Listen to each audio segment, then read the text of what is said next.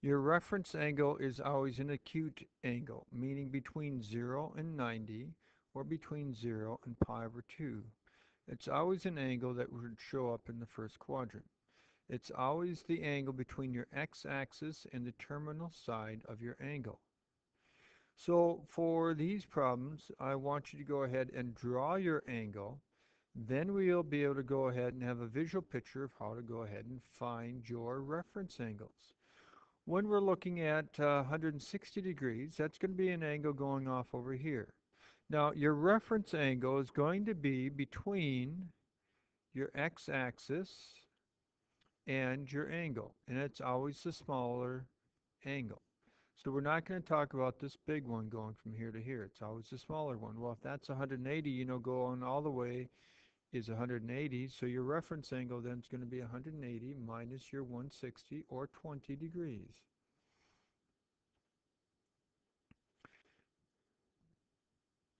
Your reference angle for a negative 110, you're going to come here and you're going to rotate down, but your reference angle is always between the x-axis and the terminal side.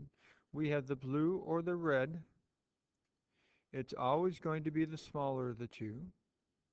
And so then if it's 110, to get 180 there, that would have to be a 70-degree angle.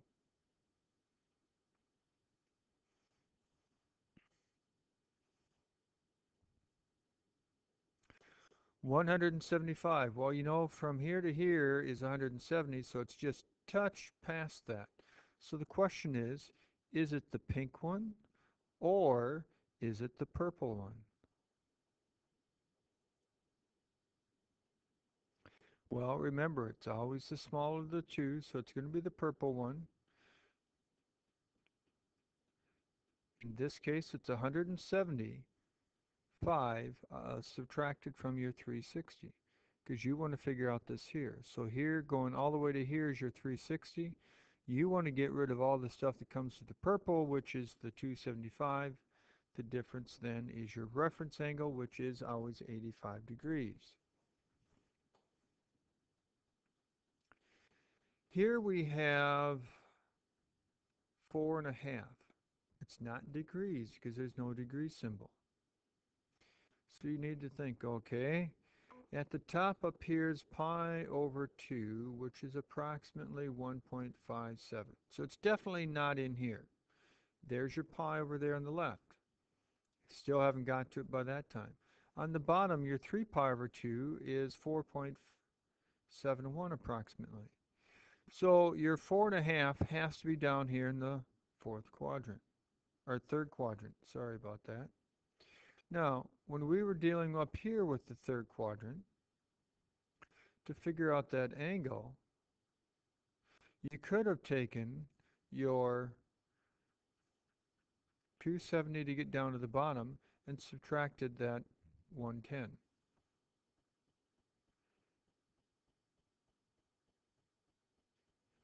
Here, we need to go ahead and get rid of this. Right now, we are looking for this right here. So all we have to do is to take the purple, which is the 4.5 pi, subtract your blue, which is that pi. That is your reference angle for what we're looking for right in here. Your reference angle is right here. Now, if you wanted to do the decimal approximation, you could, but I would not recommend that unless it tells you to do that. Now, reference angles are nice because if you know your reference angles, you really just have to remember the first quadrant of your unit circle. We want to go ahead and find the exact values of the following here. Well, when you're looking at negative 60 degrees, it puts you here. Your reference angle would be this here, which would then just be 60. And you're supposed to know the cosine of 60. The cosine of 60 is 1/2. But then you need to stop and think and say, okay, is it positive 1/2 or is it negative 1/2? And you need to think, okay, I'm in the fourth quadrant. Cosine deals with x.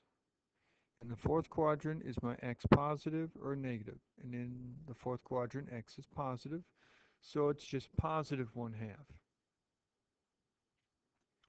So you want to look at your reference angle. Remember what it is from what you're supposed to have memorized for that trig function of that angle. Write that down. The last thing you need to decide is it positive or is it negative? Over here, we're looking at cosine of 5 pi over 4. 5 pi over 4 puts you in the third quadrant. Anything pi over 4 will have a reference angle of 5 pi over 4. Because right now, we got to get rid of this pi so that we can get our reference angle, which is down below here. You're just 1/4 of a pi down, so your reference angle is pi over 4. You're supposed to have memorized the cosine of pi over 4. Cosine of pi over 4 is a √2 over 2. You then got to decide once again if it's positive or negative. Here we're in the third quadrant. Remember, cosine is the x-coordinate. Cosine in the third quadrant would have to be negative, so you know your answer would be negative √2 over 2.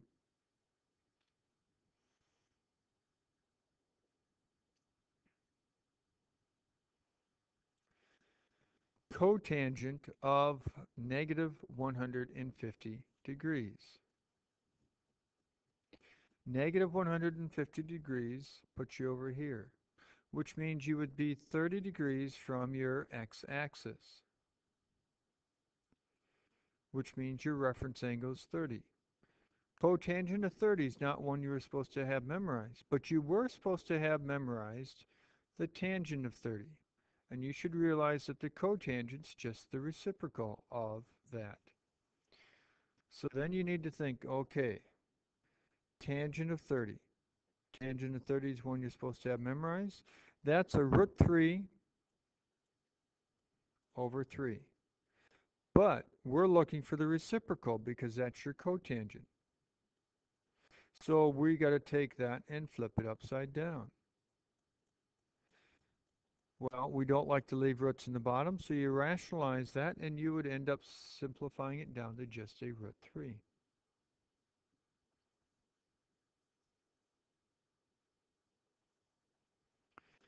Cosecant of negative 2 pi over 3. Negative 2 pi over 3, once again, would put you down into the third quadrant. You would then be 1/3 of a pi from your angle. Anything pi over 3 would have a reference angle of pi over 3. Cosecant you weren't supposed to have memorized, but cosecant's the reciprocal of sine, and you were supposed to have the sine of pi over 3 memorized. So then we have 1 over the sine of pi over 3. The sine of pi over 3, you should remember, is a √3 over 2. So we are dealing with the reciprocal, so we'll put a 2 over a √3.